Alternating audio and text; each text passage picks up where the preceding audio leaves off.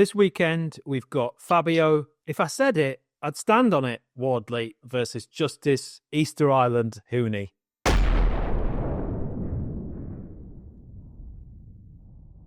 You didn't expect that, did you? I wasn't expecting that. Do you know the origin of the Wardley one? No. So, I mean, you've got to, obviously, Wardley was supposed to be fighting Big Baby Miller, and Big Baby Miller in the press conference went absolutely mental because he thought Wardley had recorded a diss track. Yeah.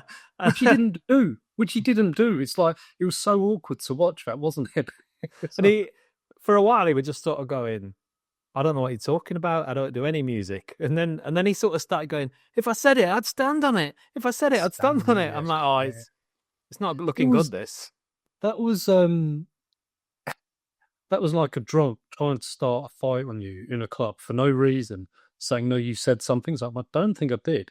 It's no, remember, you did that diss track about me. The weird thing was, Big Baby Miller, he was all right at the start. Had he just totally forgotten about the diss track that he'd made up? I think he can just tell himself whatever he wants to get himself psyched. And here we are still talking about him. Yeah, I know. Well, you know what? We can't talk about anything that Justice Huni said because there's nothing there. All I've heard him say is, and this is ominous for him, I think, is that he's got the amateur pedigree. He's fought for Australia, but that's a lot. That's the antidote to Fabio Wardley. But he's basically describing Fraser Clark, yeah, he is, the woman, like the kind of people who inexplicably Fabio Wardley goes through. So yeah, well, we'll get to that. So we'll come back to that fight. So what I wanted to do is very, very quickly, because I don't think anyone will really care, is talk about last weekend's boxing. Well, so basically it was Caleb Plant was fighting on the same card as Jamal Charlo. They were both supposed to win, and then they were supposed to go on and have a fight at some point in the future. Caleb Plant got beat. He didn't look very good, to be honest. Jamal Charlo won quite convincingly over a knockout. But what I was thinking, I mean, I didn't really care about those fights that much because Charlo's cracking on. He's 35 now. I was looking at it. I was so uninterested. I didn't actually watch. I know we spoke about it briefly last week. Didn't actually watch it. The most interesting thing for me about Charlo is he's had 2 fights in 4 years.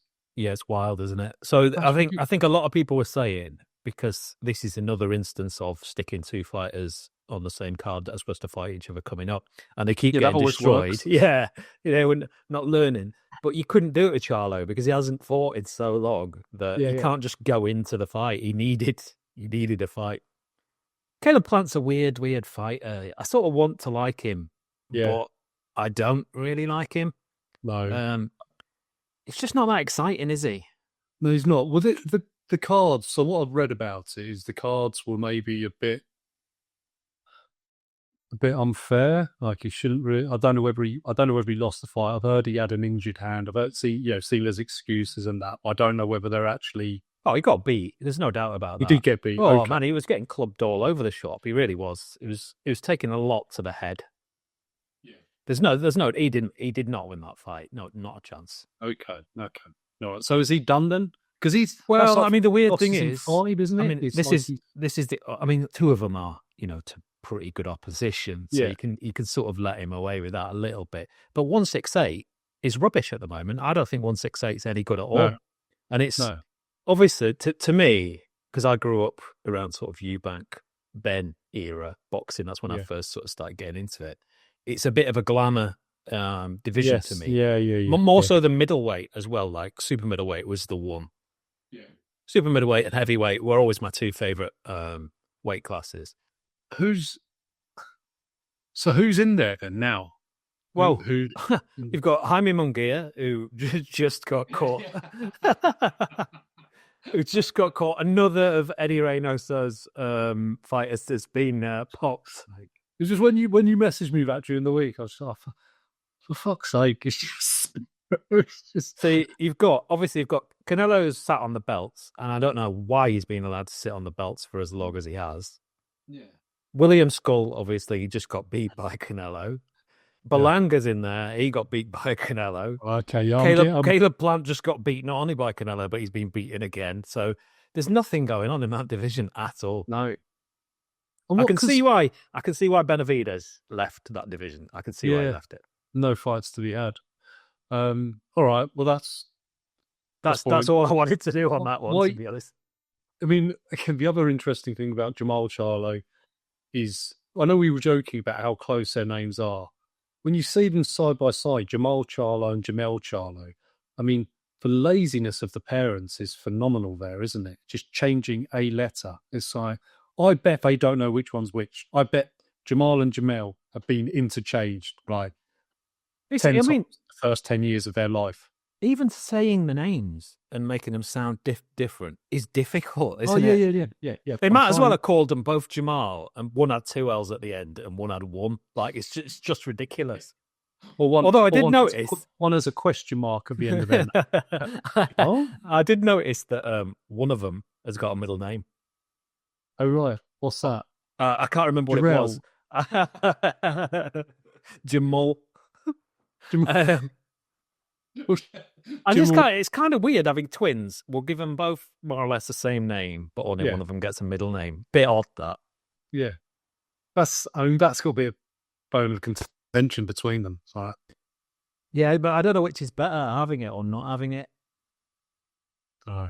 Whichever we have. Well, really, I guess this podcast is going to be all about the card this weekend. There are a few fights this weekend. We've got the return of Josh Kelly, but it's all going to be about Wardley, Huni, and I guess that's what most of this podcast is going to be about as well. Yeah, I mean, obviously, I'm backing Huni. I've been very, very on the Huni side ends. No, I'm. You didn't. You didn't opt for a Norwich top like Big Baby Miller did. Do you know what? That was the thing. Get the name right. If you're going to put the T-shirt on, get the name right. I'm glad they haven't peddled that out again, because they did it with Fraser Clark. They did it with Jarrell Miller. It was at the time he couldn't even pronounce it. And then this Huni guy, who I'm guessing he couldn't pronounce it either, but they haven't even bothered with that, which is good. And we were talking about it last week. Didn't know a lot about him. I've looked, obviously, into him and the build up to this fight. I can't see how he beats Wardley. Well, I'm going to throw it in. I think he's going to win. You do? Okay, yeah. Well, that's good then, because we can pick the bones out of it. But I think he's, by all accounts, he's got the amateur pedigree. He's not got that concussive knockout power. No. He looks like he can be got out by Daniel Dubois' nemesis. Bernard he does. Yeah, all true. And then there's, I've been seeing all his videos of sparring. But yeah, okay, we spoke about sparring before, where he gets knocked out. But it's his video from like 2021. And it's a hell. Have you seen it? No, I've not seen him getting. So he's sparring someone, I don't know who. And he basically gets caught by a right hook on the ropes. He's got the other guy backed up on the ropes. The other guy gives him a right hook, and he just does a proper crazy leg dance, like all the way across the ring and then down. But it all can get hit. Multiple factors in there.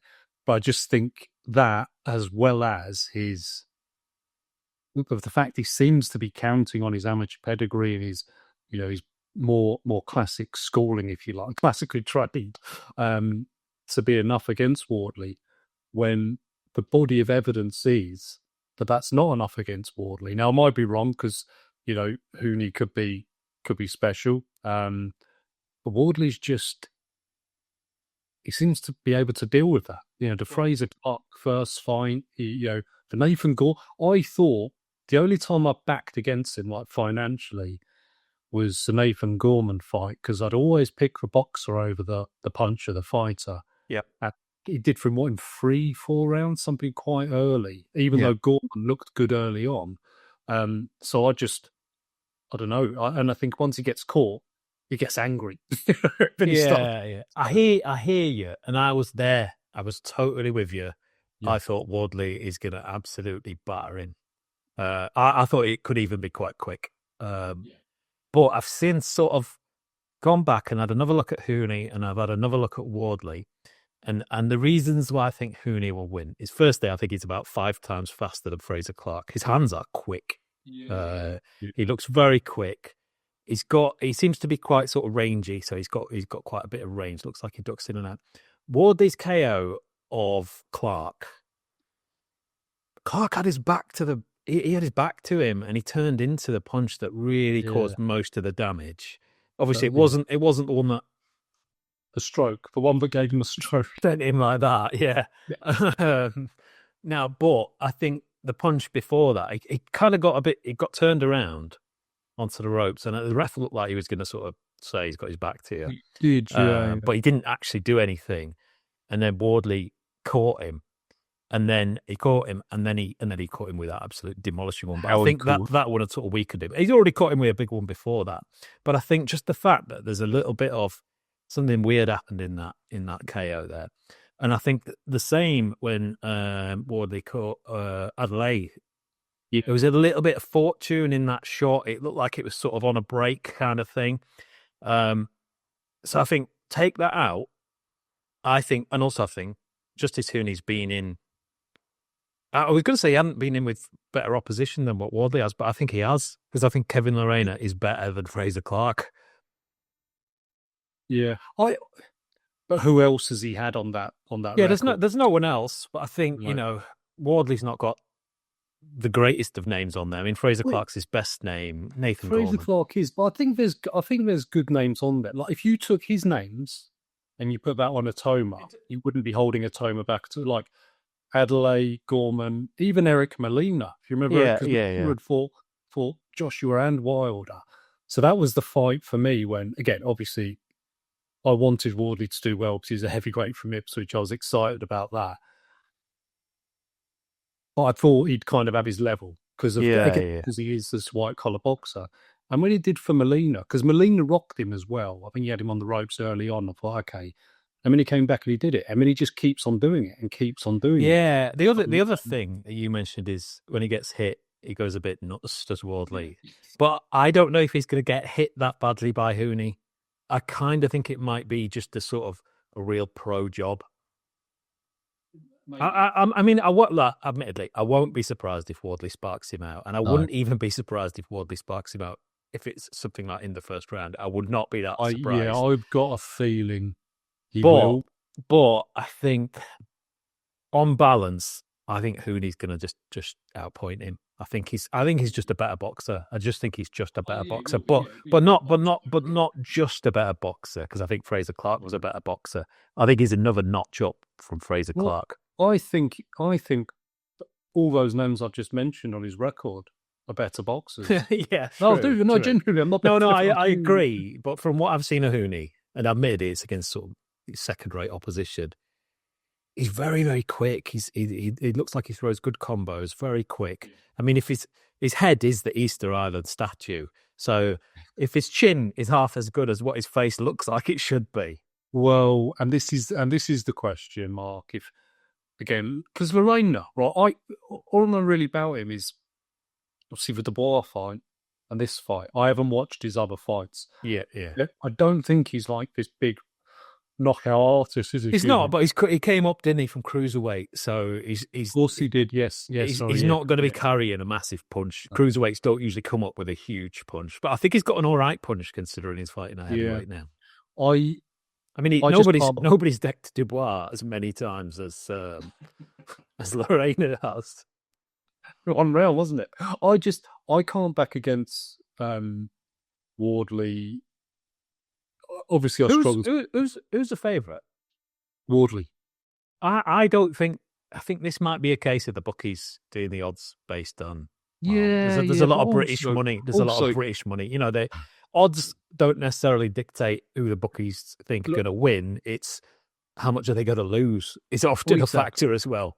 Look, because it's obviously the odds will be affected by what people are doing in the market. All the money's going to be on Wardley, isn't it?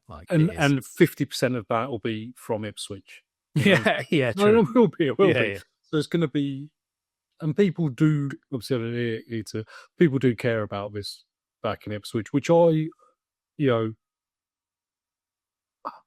was not surprised about. I just always, as I've said before, I always thought it'd be a bigger fight. But I think It's Wardley sold out. It's sold out, isn't it? Yeah, Wardley talks quite well, and so he does sell it, and he's very popular locally. He's obviously very connected with the club.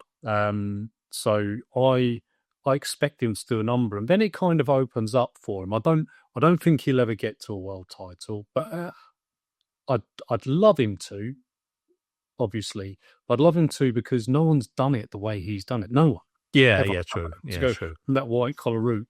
So I hand on heart, I didn't expect him to beat Clark. I didn't expect him to beat Gorman. I didn't expect him to beat Molina. I did expect him to beat Adelaide, and I do expect him to beat Huni. Because he just keeps on going through it. I mean, what I haven't considered is that Eddie Hearn is Huni's promoter, and Frank is obviously Wardley's. So Eddie, king of the heavyweight turn, king of the losses against Frank as well. So, do you know what makes me laugh at the moment on TalkSport? Simon Jordan always referring to him as Barry Hearn's son. I love it. I've got a lot of time for that. It's really, really, really wonderful. Other predictions for this fight is, I don't know if I can get a Sky Builder bet on this, but Fabio Wardley's nose will start bleeding right there. Every time. He hasn't got a nose built for boxing, has he? Like it looks like it should be. Like, yeah, you don't get boxers really with Roman noses coming into the ring, do you? Because they just get absolutely smashed to pieces. Yeah, no, he's but no, I fully back him. I although Huni's got one.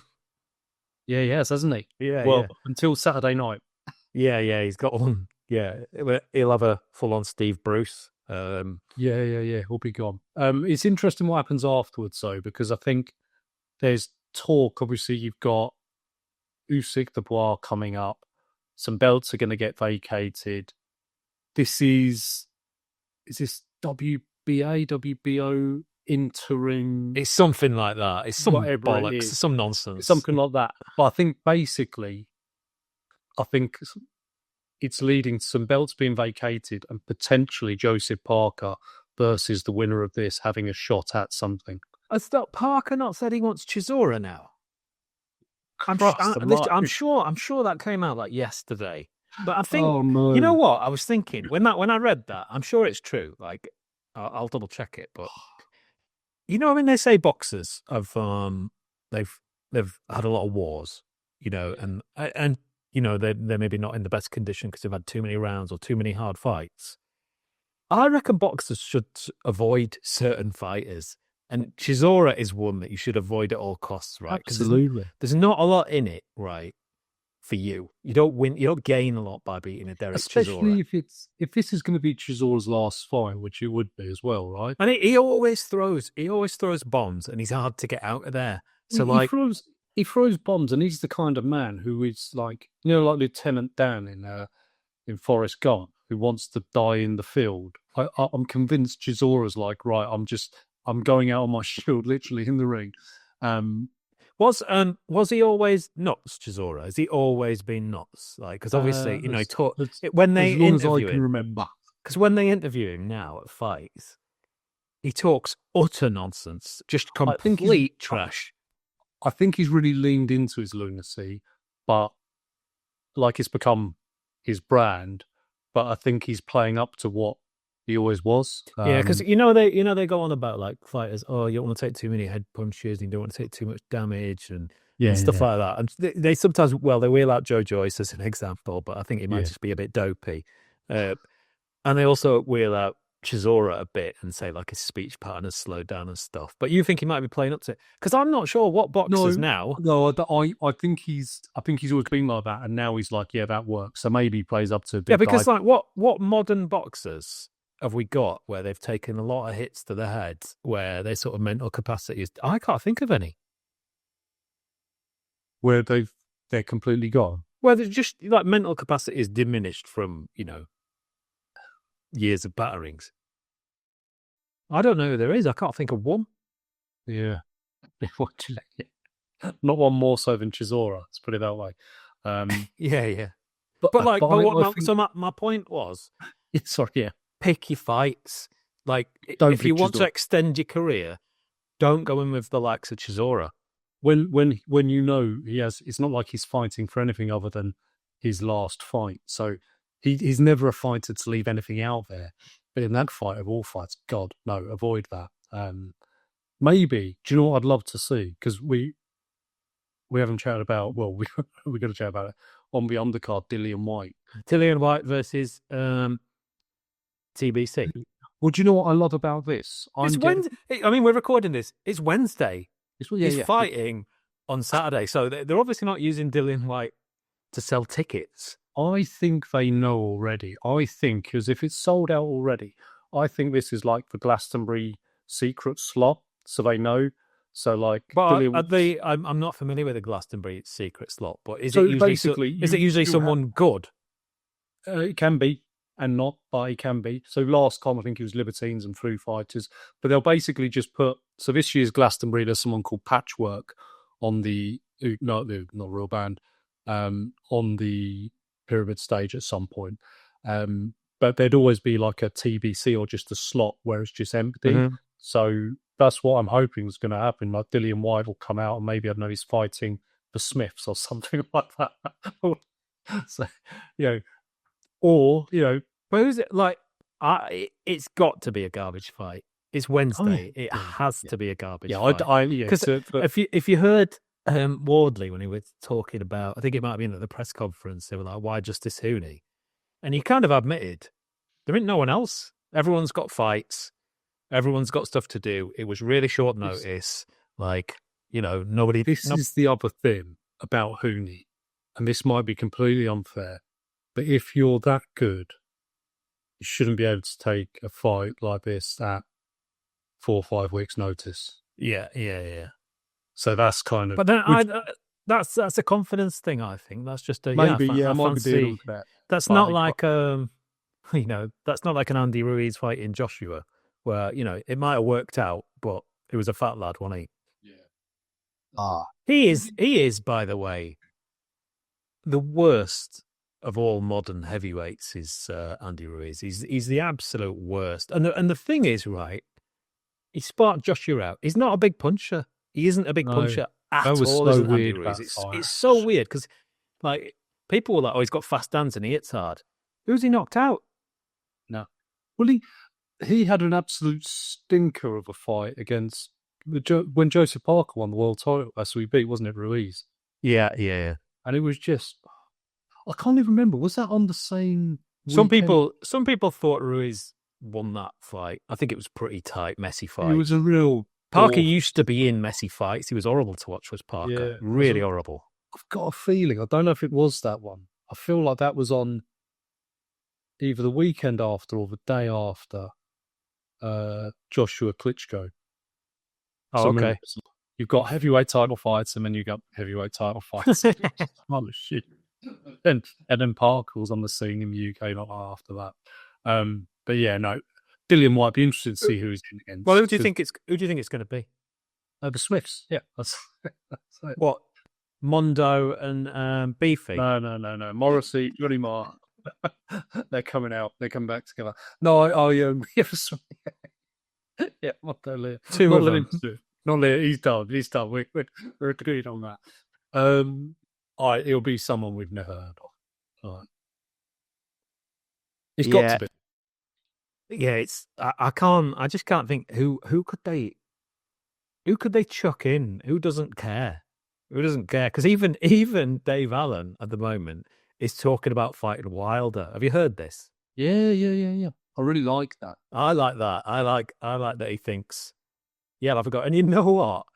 I reckon he'll beat him as well. He also said he'd like to fight Dillian Whyte.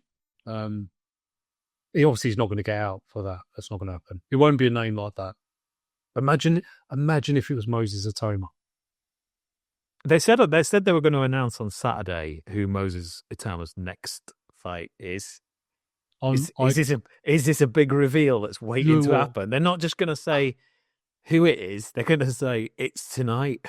Yeah, I know, I've created this idea of like a Glastonbury style secret set. But imagine if it was Moses Atoma. The problem is, I can't see it because I don't think it's no, but I don't think it's that ridiculous. But I can't see it because I think Frank Warren wants Moses Atama to be exposed to a new audience, and with all the best will in the world, going to Ipswich is not the place to do that. No, taking him round the world. He's done Glasgow, doing it with big spots. Ipswich next. I mean, yeah, no, I agree with that. I agree with that. I'm struggling to even come up with a name of who Dillian Whyte could even be fighting. Like, I'm struggling to think of like a third tier name that could be someone that he fights. I mean, could it be Dempsey McKean? Who do they always wheel out? They always wheel out Christian Hammer. He's already fought him. Yeah, Hammer. Who are the other fighters that they always wheel out in this situation? Well, Molina used to get wheeled out a bit, didn't he? Yeah. Ortiz, I think, is he done? I don't know. I mean, he should have been. I think, according to him, he's still only like mid-20s. He's just getting his man strength now. Hughie Fury.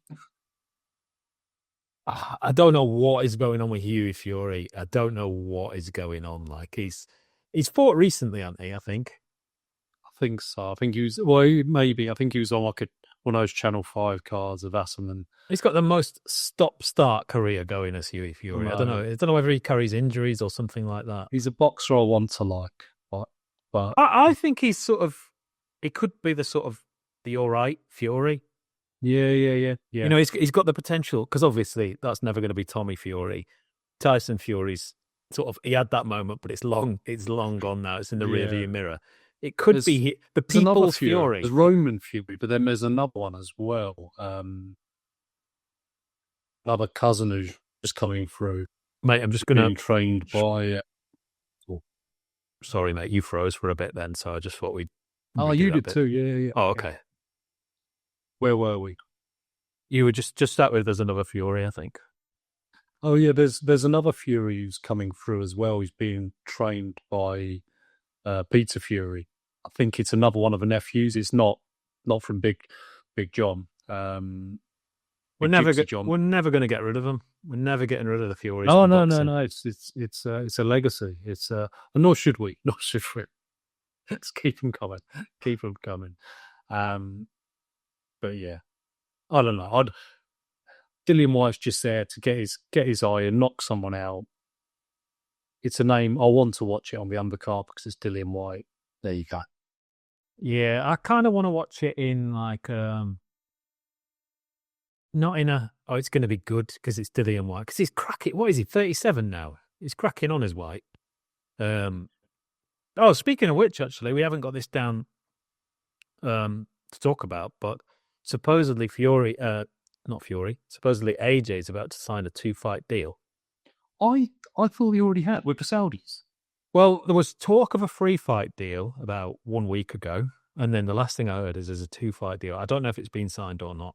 Right, I thought he had that. But rumor was one of them was going to be White, which I mean, okay, but it's like we say okay. It's a bit like watching Zinedine Zidane play in that Soccer Aid tournament. That in it, it's like I mean, it's like it's absolutely brilliant. No, what's your Ben Shepherd, Meg Zidane or something like?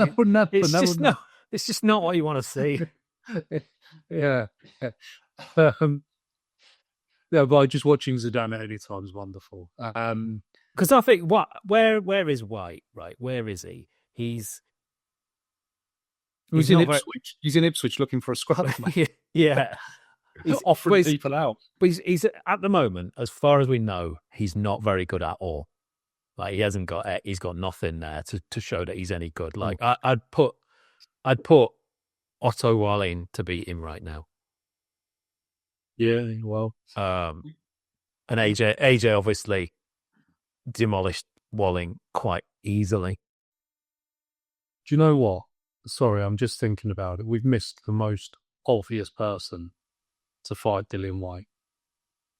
You need someone unprepared at short notice who's It's out. Martin. I knew you were going to say Martin Bacoli. Of course. The thought did cross my mind, but I thought I've been quite cutting of Martin Bacoli in the past few weeks. So I thought I'd give him a week off. It's going to be. He'll come in. It'll be about 350 pounds. Ipswich kit shorts, whoever has Ipswich shorts on, because that's all that's in the stadium. John Walk shorts from the late 80s. It'll look like a beach ball because he'll be even fatter now as well. Yeah. No, it can't be Bacoli because he's got to get back on track. It just can't be. I hope it's not. I genuinely hope it's not. But if it was, genuinely, hand on heart, would you be surprised? Yeah, I would be surprised by that. Would you? I wouldn't. I mean, does he live in Scotland? Oh, yeah. So that's really weird, isn't it? Yeah, so it's in theory, it's relatively easy to make. It doesn't have to travel that far. Well, what's his? I'm looking down the rankings now.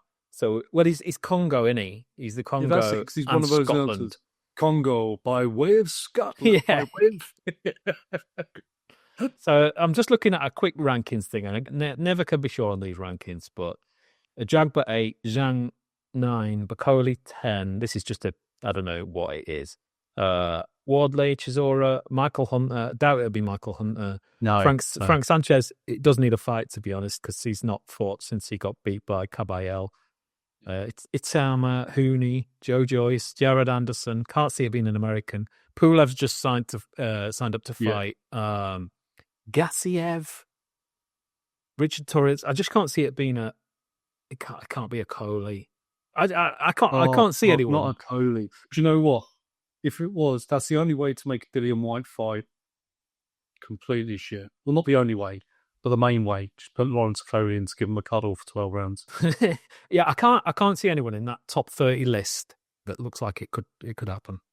Are you going to be so bold as to make a prediction for? Yep. Fabio Wardley, 5th round knockout. I think he'll come out strong. I then think Huni will keep him at range, try and jab him for second, third rounds, and then Wardley's just gonna go for it. And I think I don't think there's going to be enough coming back at him, because when he goes for it, he leaves himself exposed. But he is. I know he said Huni's quick, but Wardley is quick as well. So I think he is quick. Yeah, I think he'll get him out of there. That is my prediction in 5. Okay, I think that Huni will win on points, and I think he's going to win by quite a wide margin as well. I don't think it'll be close. I think I could see it being 9-3 or something like that. Puts the Norwich shirt on, kisses the badge at full time. Delia Smith comes out, gets on his shoulders. Walks out with Delia Smith and Bernard Manning. And Bernard Matthews, not Bernard Manning. Bernard Matthews. And Alan Partridge. And yeah, exactly. All the sons of Norwich. There we go. Yeah. Now we'll see. But I given the home advantage, can't see it going any other way. I can see it. I think it's a tough one to call, partly because nobody's seen enough of Huni. Because a lot of his fights have been in Australia. But yeah, I could see it going either way. And you know what? I don't really care who wins. Like, fair play to either of them on this one. Yeah, I obviously doing this one. But yeah, we'll see. We'll see if he does it. It's the next fight is the one, isn't it? Yeah. Someone's must go. Yeah, exactly. So other fights this weekend, we've got Josh Kelly on Friday night. The concept of Josh Kelly. Because of who he's fighting, I'm not that bothered. Like, it's nor am I. Well, again, full transparency, you messaged me about Josh Kelly, and I was like, "That's next week." That's this week. So shit. I really. It's really passed me by this week. Obviously, I've been very invested in the Wardley fight, but it's an underwhelming fight. But then I was looking at it. He's on a bit of a run, isn't he? He's got 7 fights since the Avanasian win, or defeat. Sorry, Avanasian defeat. And he's not that young anymore, is he? He's like in his 30s now. And I think he kind of needs to. Hopefully, this is a warm-up fight to something bigger. Yeah. I mean, there's plenty of names out there, that he could fight. He doesn't seem to be sort of getting to the level to be able to fight them, whether he wants to or not. I don't know. He's probably had some decent money, because he's been on a Saudi card, hasn't he? Yeah. Because that was the Vushnar Miller fight. That was in Saudi. Ishmael Davis. Ishmael Davis. Yeah, I think it was the Wembley card, but it was a Saudi. It was a Saudi was card. Was it okay? Yeah. I think it was. Yeah. Yeah. But yeah, I don't know a lot about this other guy. I expect him to get out there, look good doing it, and then it's what's next, because it feels like he's been inactive, and I was surprised to see that he won 7 fights since Avanasian. I can't really. But I guess he's as much as anything, respectfully, he's on Channel 5 now, and you don't really. It's always a bonus to me on a Friday night. Channel 5. It's nice, but it isn't exactly the breeding ground for. Well, it's not, is it? It's maybe Harlem Eubank aside. Harlem Eubank, yeah, but I quite like that. I remember Junior. Well, I think it's all right. It's all right for Harlem Eubank because he's coming up. Yeah, I think Josh Kelly, sadly, is going down. He's going the wrong way, isn't he? To be on Channel 5. Yeah, it's a bit Europa Conference League, isn't it? Yeah. I mean, you know what? I hope he comes out. I hope he looks good. I hope he ups his punch output, because I can't stand to see him. Like, you watch him in fights. In the Ishmael Davis fight, his reactions were just so much faster than Ishmael Davis that he could like clock him. He could wait until he threw a punch, and his counter punching was so fast that he'd just land every time. Yeah. But he'd land 5 punches around, like 5 nice counters. The rest of the time he'd be running around the ring. He picks his punches, doesn't he? Yeah. He makes sure. Just if he can up his work rate, he's a good fighter to watch. He is. I really was with Sam the other week. You like the idea of him. I like him. But yeah, you're right. The work rate. But you know what? Just on the Channel 5 thing, quickly, because that's Wasserman, right? So that's Sal. Yeah. I believe Boxer are losing the deal with Sky. So okay. I wonder, because obviously Queensbury, Eddie Hearn are all on the zone now. Not to be controversial. Sauerlands get the Sky deal, and then you have Harlem Eubank, Josh Kelly. Maybe there's a bit of a move there, kind of coming across. I don't know. I don't mind Boxer. Like I think they've done a lot better in the last year or so. Like, things seem to be going their way a little bit. And I also think Ben Shalom sort of is almost getting one over on Eddie Hearn every time he bumps into him now. And Eddie Hearn is trying too hard to pull Ben Shalom down, and it is just a bit cringy now. Yeah, there is a kind of bit of a bullying element with Ben Shalom. Yeah, big time. But and if you get it right, it's quite funny. But if you get it wrong, it's just a bit embarrassing. Yeah. I don't know. I feel Boxer had hard, big boots to fill when Matchroom went, because Matchroom were at their peak then, weren't they, when they moved across to the zone? And I feel like Sky Boxing suffered as a result of it. Obviously, Frank's not going to come across, so I guess it does leave the Sauerlands with that. But also maybe they'll do it where it's no one has the deal outright, and then you can have, because they obviously had deals with promoters in the States. I think they had one with Top Rank previously, and they've had their shows on there. So I don't know if it needs to. Boxer have got some decent fighters as well. Like they've got a decent like British stable. I think it's Ben Whitaker's with them, right? Chris Eubank Jr. Vidal Riley, Fraser Clark. There's a few names there. Chris Billum Smith is Boxer as well. Chris Eubank Jr. That's because he slagged everyone else off. It's called everyone else a scumbag, which is Yeah, if ever I'm down, I just watch back that clip because at the end of it, he just basically goes, "Oh, and Ben Shalom's all right." It's basically Ben Shalom will do what Chris Eubank tells Tell him. me that. Yeah. Exactly. So it's color. Yeah, he's not a complete, No, not yet. Anyway, I just think he's no, not of got course, it. yeah, perfect. And Yeah. obviously, Boxer have got our friend Martin Bacoli as well. So I have they. Okay, yeah, yeah.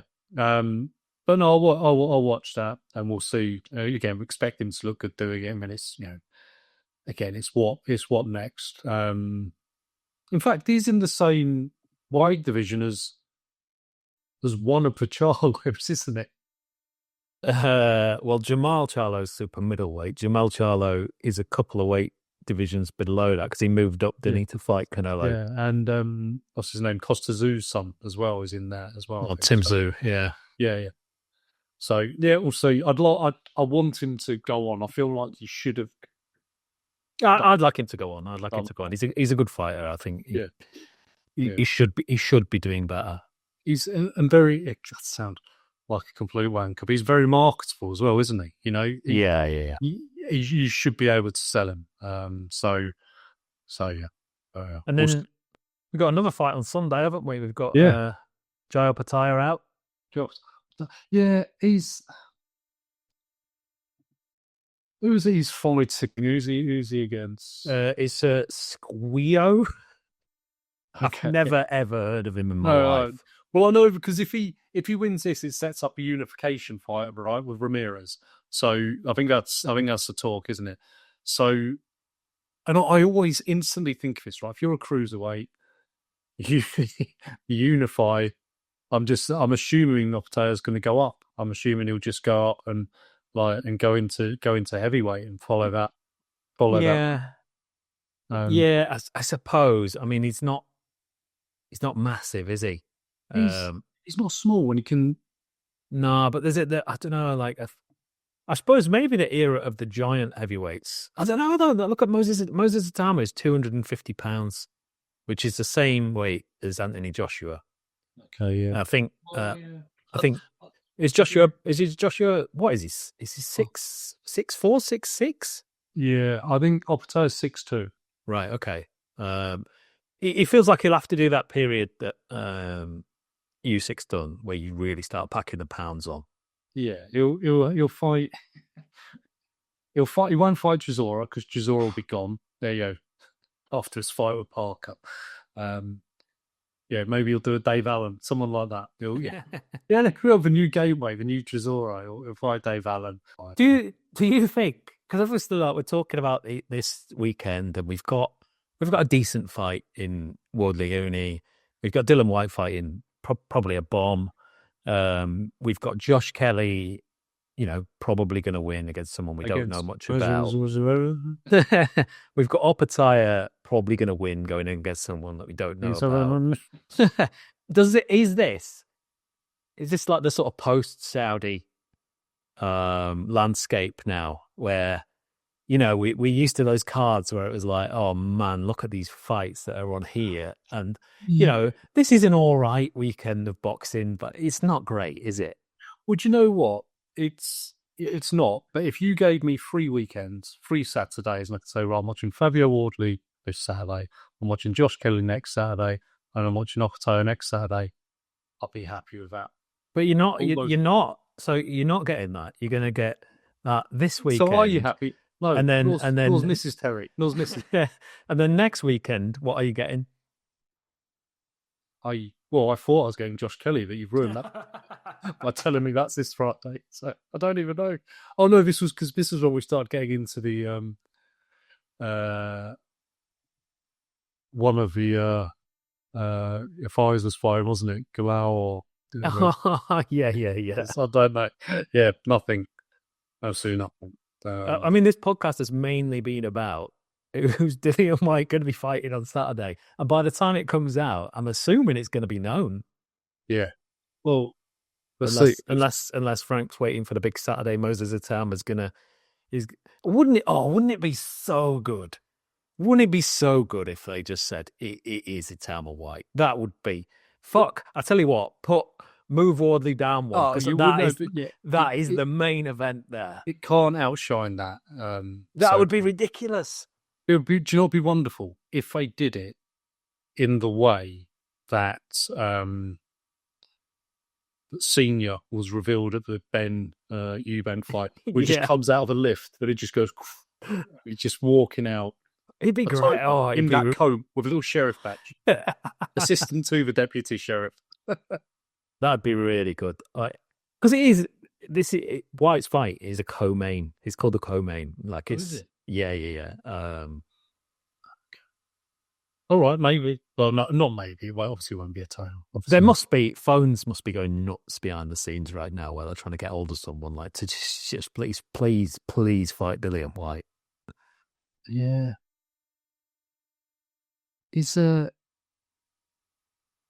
I'm just looking at my notes because I was just littered with heavyweights who are on either of these guys' records. It wouldn't be Fraser. Well, White's got quite a few. Well, Fraser Clark just fought, didn't he? So it will be in. Yeah, for about a round. Yeah, true. But it doesn't seem to be a case of if you fight a round, you come out unless you're Moses Atama, who fights a lot anyway. They just seem to go, no, I've done my fight. I'm not coming out anytime soon. Yeah. All right. You'll be fighting TBC. Yeah. There we go. Yeah. Have we got any more? That's us. I mean, we haven't done our hero and villain of the week. Do you know what? I haven't actually thought of one. Have you got one more? Oh, I think you have got one.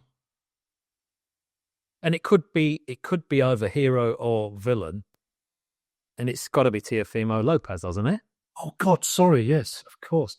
Teofimo Lopez. Yeah, sorry. Christ, that was hilarious. Hilarious. Saturday morning, I saw that on X, Twitter, X, whatever. But Teofimo Lopez had lost his mind, and I was brought to my attention because I saw him putting a grovelling apology to His Excellency, the kid Turkey Al Sheikh, for him calling him. And you kind of look at you see those grok messages like grok. What is he apologising for? And it was a really snibbly, grovelly apology. Yeah, so he's my hero and villain for that, because he called Turkey Al Sheikh they called him, what they call it? Turkey Al Diddy, which is funny, and a dick, as in a dick. And he also insinuated that he might be gay as well. Yeah, but just call him Dictator Dick. Dictator with capital Dick. And also, did you see the poster? Oh, I didn't see that. Oh, so he made his own poster of him going to fight Turkey. And he put that on his Twitter as well. Oh, my God. He's a lunatic, but I want him to remain a lunatic. Yeah, absolutely. So I wasn't sure if that would put him as the hero or villain for you. Both. Okay, okay. Yeah, no, you're absolutely right. I think he's got to be. I mean,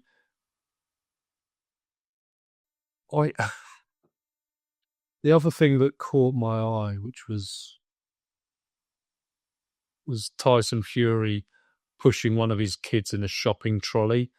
And I saw, and you see, something just like a link to a story. It's in the Sun, which, don't read the Sun, but you see those comments where it's like, it sparked more anticipation as whether he's training to get back, by pushing his son in a shopping trolley. So it's not news. So I think my villain of the week will be the journalist from the Sun who tried to stoke up that, despite him saying, no, I am still retired. Oh yeah, but he was seen doing this, pushing his son in a trolley along along Morecambe front. So yeah. Do you think he will come back? Do you think it will happen? Simon said the other week, if depends which way the wind blows. If he's. But the more time that passes, the less likely he is going to be able to fight again, because he's not a fighter that stays in condition. It's not like I said the other week, bring Klitschko back, who's really cracking on, but I'll bet you Klitschko is still built like a freaking tank. I bet he still looks amazing. He lives the life, doesn't he? He won't, which Fury wouldn't do. He does, so he has to go to the gym, doesn't he? That's his thing. He has to keep doing something, ticking over since. I mean, I was thinking about this the other day, right? How is he still fat, right? How is he still fat? It's got to be almost impossible. What is going on there, right? That he's carrying pounds when he's going through not only going through training camps, but for the Usyk fight, he went through back-to-back training camps because he got cut. So he was in training camp, got cut, and then went straight into another one. So how is there always fat on him? I don't know how you can run that much. And it's a fair point. But he's the kind of fighter, though. So you're saying like he is retired now. That's he is for now.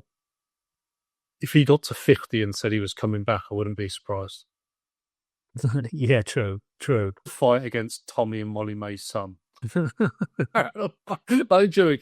You can't rule out anything for him until he's gone. Until he's dead. I wouldn't rule anything out from Tyson Fury. Well, I struggled for a hero and a villain of the week, and I assumed you were going to have Teofimo Lopez, so I let that one go. And I didn't know whether to class this. Yeah, let's put him in as a hero. But what about Oliver McCall? Oh God! So he just fought actually. I think it was last weekend. So he's just fought. He fought a 6-round fight. He got a draw, and I think that's his third fight on the comeback trail. I mean, I don't know whether he didn't invest wisely or whatever with the money he made. Oliver McCall. I dare say he didn't. Oh no, just that's sad, isn't it? That someone's still fighting at that age. The weirdest fight in heavyweight history will never be topped. Oliver McCall's return fight against Lennox Lewis. Nah. Do you remember it? No, I don't. God, he was crying. You don't remember him crying in the ring, and he wouldn't throw a punch, and he was just walking around turning his back. Yeah, the weirdest fight in heavyweight history. There'll never be anything like that again. He did. He wouldn't. He was basically getting a bit of an ass whooping. Oh, he just had a breakdown, didn't he? Yeah, but he used to cry a little bit sometimes coming into the ring anyway, as you do. But like, it wasn't going his way, and he just stopped engaging, and he would pace around the ring, turn sideways, and then he'd cover up and just let Lewis batter him for a bit. God. It's like it's like the kind of thing you'd have like a dream, like you suddenly, just start boxing, and I'll shit him in the ring with Lennox Lewis. But in that moment, when Oliver McCall sort of mentally quit mid-boxing match, I can't imagine many people thought, I bet he's still fighting in 2025. He just, for the love of the sport. For the love of the sport, yeah. Oh, God. So I'll put him as my hero. And I'll throw Don King in as my villain. No, Don King being back is good news for boxing. I don't think he's ever gone. Does he not? I don't think so. So we've been knocking around. But yeah, I'd like to see him and how old is he, Don King? 93. Okay. Yeah. Him and Bob Arum at the table and they go. I actually quite like it to see people like Bob Arum because it kind of reminds you that mentally you can still be there when you're older. When you hear him talk and you're like, I just love his voice. Bob Arum's just like, he's like this sort of this portal to the past, isn't he? So he just starts talking about Ali and everything like that. He just like, oh wow, kind of before, Yeah. So I think that's it. I think that's it. I don't think we've got much else to do. It's a pretty poor time for boxing, and it's just not getting any better, is it? I mean, this is probably the peak this weekend. We've got a good review next week of all these, but we'll be light on the preview front.